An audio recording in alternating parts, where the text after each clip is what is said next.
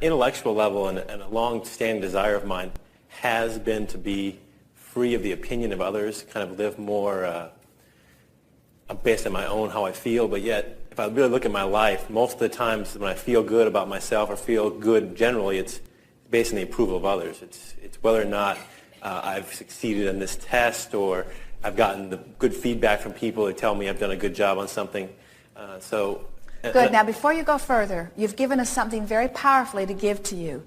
You said, I'm getting good feedback. Yeah. And what we want you to begin reaching for is the feedback of your inner being. You're wanting the feedback of source rather than the feedback of someone who is physically focused. Now, sometimes the feedback of someone who is physically focused is the feedback of source. In other words, when you have pleased someone and they are holding you as their object of attention in their glorious feeling of appreciation, they're connected to source energy and they're flooding it all over you. And so you say, ooh, this feels really good. I like this feeling. But what you're wanting to do is recognize that you can connect to that source without using them as the avenue through which it comes. And that is the answer to your question. What's the process of getting more in tune to that? When a physical friend gives you feedback, that feedback of approval, how does it come from a friend? Usually it's after I've done some physical action, they've witnessed it, and they've been like, well, that was really good. So they give it to you in words? Yeah. Mm-hmm.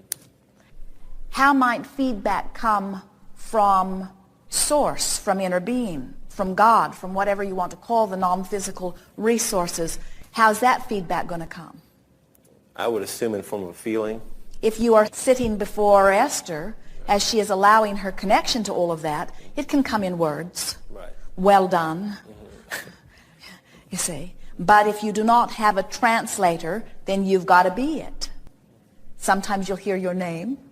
Sometimes a bird will land and gaze at you just at the right moment. Sometimes someone that you don't even know will lock eyes with you. In other words, the feedback is coming, but it's coming in different ways than you are accustomed to hearing. And you have to acclimate yourself to that feedback. And that's what your emotions are about. Eagerness is that feedback.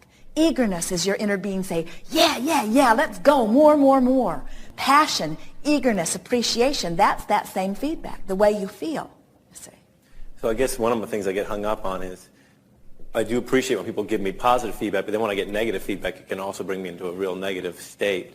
So how do you kind of let the positive feedback come in but kind of ignore the negative feedback? Well, you see, that's the problem with depending upon somebody else's feedback, is that when they approve of you, you feel very good, but when they disapprove of you, you feel very bad. And when it's in your face, it's hard to ignore. And that's why we think you have wisely come to the determination that you did when you first sat down here. I want it not to matter what other people are thinking. And we say, but what about when they're loving you? And you say, well, I want that part to matter. I just don't want the other part to matter. And we say, you can't have it both ways. You can't say, it matters to me what you think when you adore me, but it doesn't matter what you think about me when you abhor something that I've done. You have to reach for your inner resources. It has to matter to you more how you feel than it does what anybody else thinks. So how do I differentiate between the voices inside me that are the negative ones that are criticizing myself and then the positive ones that are encouraging myself? If you are reaching for the inner resources, they are never criticizing you. So if you've connected with Source, you're always getting applause. You're always getting approval. You're always getting appreciation. And if it's anything else you're getting, it's your mother. Okay. All right, let me go to question two. It seems like when I really, really want something to happen, and I really want that desire, I guess to put it into context, looking for jobs. I'm an MBA student now. I'm going to graduate in May. Looking for jobs, really get excited about a company. Companies coming to interview on campus, get excited about the whole thing. When I really, really want it, it doesn't seem to work out. But when I kind of release it and say, okay, have a more of a aloof attitude towards it, it seems to come more easily, and that's just kind of generally been the case. Oh, that's so wonderful. What you've just said is step one is step one, and step three is step three.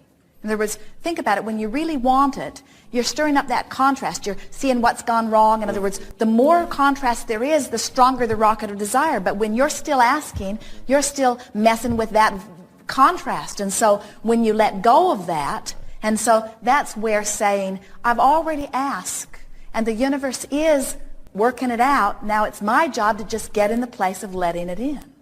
And the thing that trips most of you up is that you believe that you have to work really, really, really, really hard, and that the break will come only in the struggle. And we say, if the break comes, it will be in spite of the struggle. And if it comes in spite of the struggle, it won't be that great of a break.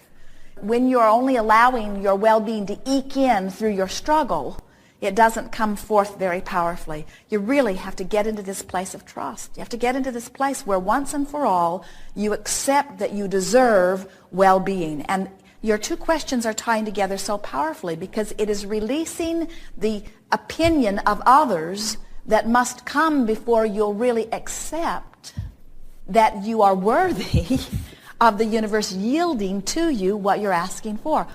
We would love to zap you with the knowledge that you deserve everything that you're asking for, and that the only thing that stands between you and everything that you're asking for is you're not believing that you deserve it.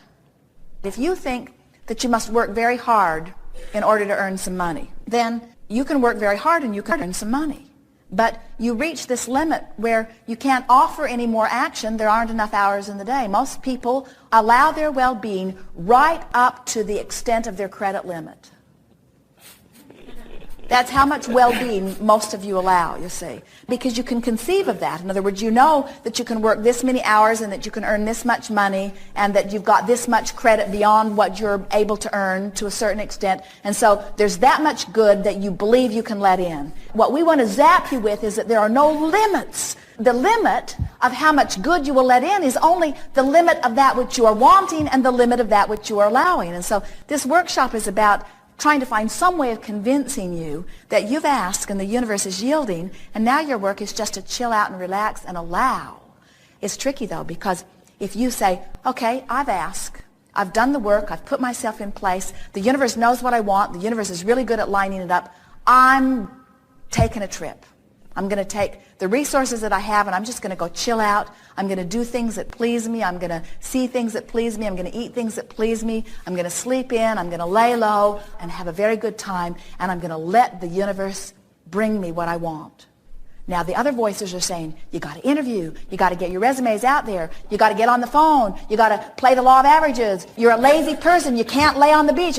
And so our message is, if you lay on the beach and feel guilty, you're still not allowing. If you lay on the beach and feel happy, you're allowing. If you interview every day and make the resumes and beat the pavement and are tired in doing it, you're not allowing. If you're interviewing in joy, you're allowing. If you're laying on the beach in joy, you're allowing. If you're interviewing in pain, you're not allowing. If you're laying on the beach and feeling guilty, you're not allowing. So the action doesn't matter. The way you feel about it does. What we heard you say was, I think I want to not care what others think. Well, actually, you said, I want to not care what others think. We're not sure you're so sure that you're really ready to do that. We know that we want you to not care about what others think. We want you to hold to your own resources. We want it to matter so much that you feel good. And we do not believe that you could lay around and never do another thing and feel good. You are a creator. You are a focuser. It is so much fun to find things to focus about and allow the resources of the universe to flow through your resources. Nothing is more delicious than to get an idea and follow through with it, you see. But we want you to not care so much about what others think, too.